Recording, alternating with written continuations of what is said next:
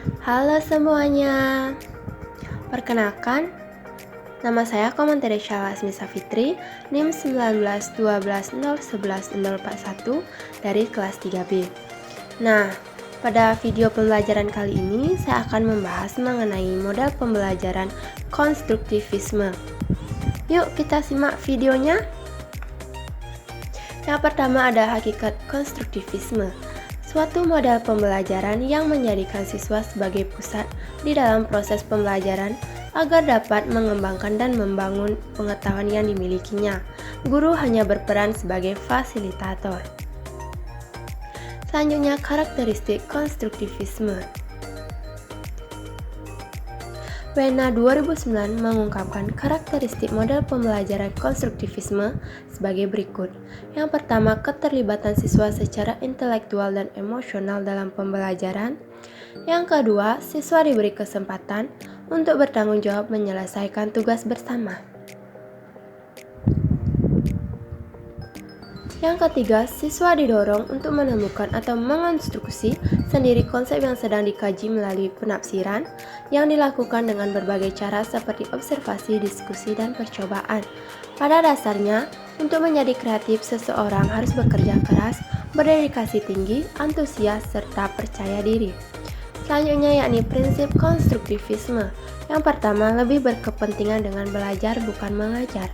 Yang kedua, mendorong inisiatif pembelajar dalam melakukan kegiatan belajar. Yang ketiga, menganggap pembelajar sebagai penentu keterlaksanaan rencana untuk mencapai tujuan belajar.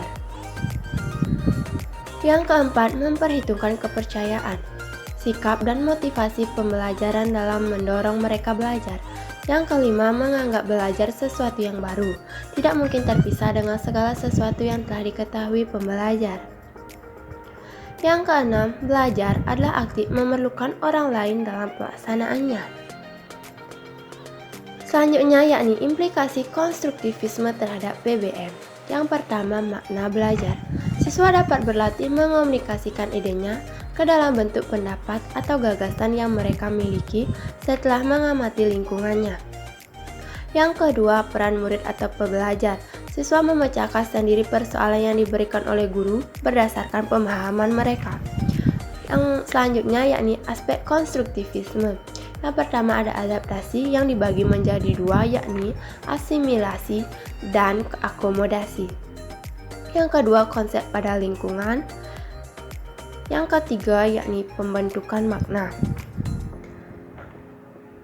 Selanjutnya yakni sintak konstruktivisme. Yang pertama ada orientasi, yakni tahap awal untuk menyepakati tugas dalam langkah pembelajaran, seperti guru mengomunikasikan tujuan, materi, langkah-langkah pembelajaran, hasil akhir yang diharapkan dari siswa, serta penilaian yang diterapkan.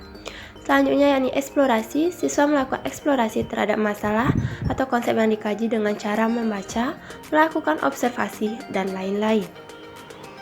Yang ketiga, interpretasi. Hasil eksplorasi diinterpretasikan melalui kegiatan analisis, diskusi, tanya jawab, atau bahkan berupa percobaan kembali jika memang hal itu diperlukan kembali. Yang keempat, rekreasi. Siswa ditugaskan untuk menghasilkan sesuatu yang mencerminkan pemahamannya terhadap konsep, topik, masalah yang dikaji menurut kreasinya masing-masing. Evaluasi dilakukan selama proses pembelajaran dan pada akhir pembelajaran. Selama proses pembelajaran, evaluasi dilakukan dengan mengamati sikap dan kemampuan berpikir siswa. Kelebihan konstruktivisme. Yang pertama, peserta didik memiliki keyakinan sekaligus keterampilan untuk dapat menyelesaikan problema yang dihadapi. Yang kedua, peserta didik memiliki motivasi yang tinggi untuk belajar karena terangsang untuk menemukan pengetahuan yang baru. Selanjutnya yakni kekurangan konstruktivisme. Yang pertama, siswa membuat pengetahuan dengan ide mereka masing-masing. Oleh karena itu, pendapat siswa berbeda dengan pendapat para ahli. Yang kedua, teori ini menanamkan supaya siswa membangun pengetahuannya sendiri. Hal ini pasti membutuhkan waktu yang lama. Sekian pembahasan model pembelajaran konstruktivisme dari saya. Sampai jumpa di video pembelajaran berikutnya. Terima kasih.